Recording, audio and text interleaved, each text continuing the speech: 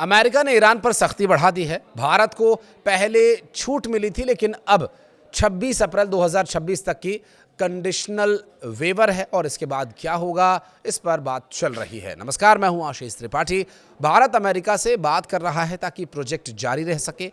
भारत का कहना है कि चाबहार प्रोजेक्ट से बाहर निकलना कोई समझदारी वाला रास्ता नहीं है। ईरान के राष्ट्रीय सुरक्षा आयोग के सदस्य सालार वेलायतमदार ने एक इंटरव्यू में कहा कि दुनिया की हालत अच्छी नहीं है। अमेरिका के राष्ट्रपति की हरकतें गरिमापूर्ण नहीं हैं। उन्होंने हर देश में उथल पुथल मचा रखी है और वे देश अस्थिरता का सामना कर रहे हैं।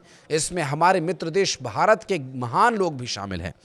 भारत और ईरान के बीच भाषा, संस्कृति और परंपरा में गहरी समानता है। कोई भी चीज़ भारत ईरान के मजबूत रिश्तों को नुकसान नहीं पहुंचा सकती।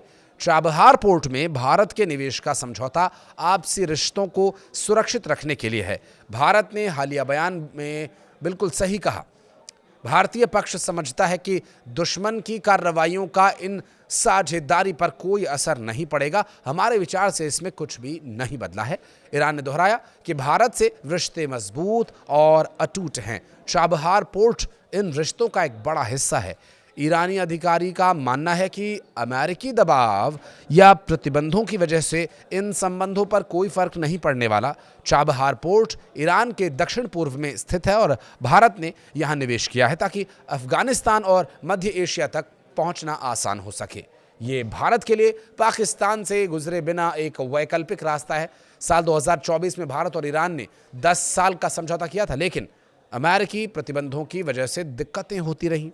दरअसल अमेरिका ने ईरान पर सख्ती बढ़ा दी है। भारत को पहले छूट मिली थी, लेकिन अब 26 अप्रैल 2026 तक की कंडीशनल वेवर है।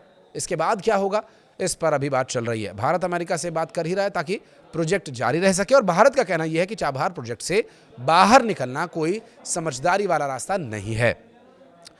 हालांकि अमेरिकी प्रेसिडेंट को लेकर ईरानी अधिकारी ने कहा और आरोप लगाया कि वे दुनिया में अस्थिरता फैला रहे हैं, लोगों को डिस्टर्ब कर रहे हैं। ईरान ने हालिया विरोध प्रदर्शनों को विदेशी साजिश बताया और कहा कि हालात कंट्रोल में हैं।